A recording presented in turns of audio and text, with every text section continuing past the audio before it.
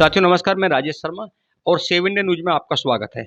2024 में लोकसभा का चुनाव आने वाला है, तो इस समय टोटल जब हम गाँव की किसी चौपाल पे बात करते हैं, कस्बों की किसी चौपाल पे बात करते हैं या शहरों में कहीं किसी चाय की दुकान पे, नुक्कड़ पे कहीं बात करते हैं, तो इस समय टोटल जो चर्चा होती है सबसे ज़्यादा चर्चा 2024 के लोकसभा चुनाव को लेके है।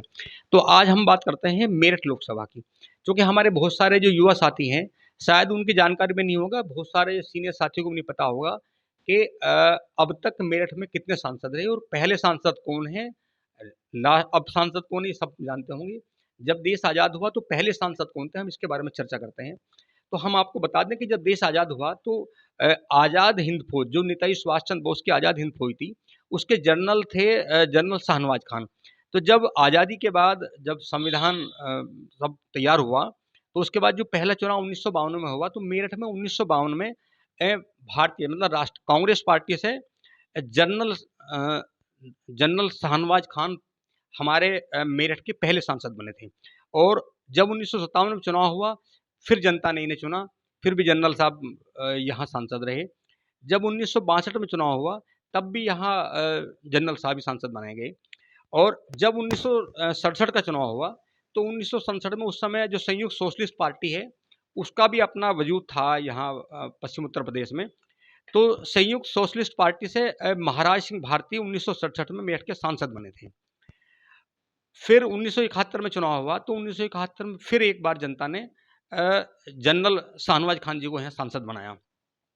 फिर 1977 में जब चुनाव हुआ, तो उस समय जनता पार्टी वर्चस्व में आई मेरठ में और जनता पार्टी से यहाँ कैलाश प्रकाश जी सांसद बने थे मेरठ के।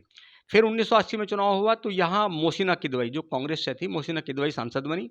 और 1984 में चुनाव हुआ, उसमें भी यहाँ मोहसिना किदवई सांसद बनी थी। जब 1989 में चुनाव हुआ, तो 1989 में चूँकि उस समय जनता दल का वर्चस्व बढ़ गया था, तो 1989 में यहाँ हरीश पाल जी मेरठ के सांसद बने थे। और 1991 में चूँकि हिंसा का दौर था, उस समय बहुत हिंसा चल रही थी, तो हिंसा के कारण यहाँ चुनाव नहीं हो पाया था।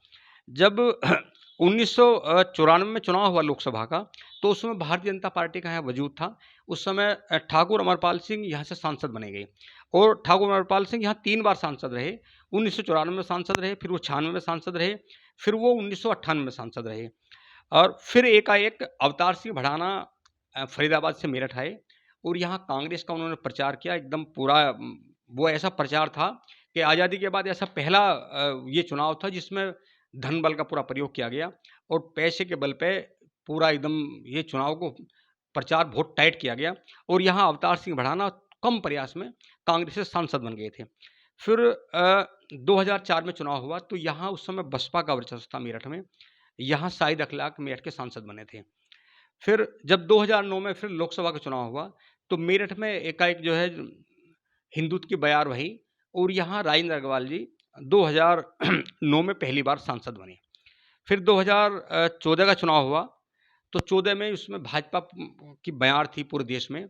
2014 में भी राजेंद्र अग्रवाल दूसरी बार भारतीय जनता पार्टी से मेरठ के सांसद बने। फिर 2019 का चुनाव हुआ, तो 2019 के चुनाव में भी तीसरी बार राजेंद्र अग्रवाल सांसद बने। एक बार मैं मेरठ के बारे में आपको बता दूं, मेरठ की जो इस समय टोटल अगर हम 2011 की जनगणना की बात करें, तो 2011 की जनगणना के अनुसार लगभग 34 लाख आबादी हमारे मेरठ की है। और अगर आज की बात करते हैं, तो लगभग 40 लाख की आबादी मेरठ की है। मेरठ में एक नगर निगम है, मेरठ में 12 ब्लॉक हैं, मेरठ में 2 नगर पालिका हैं, मेरठ में 3 नगर पंचायतें हैं। मेरठ में जो टोटल गांव हैं 595 राजस्व गांव हैं।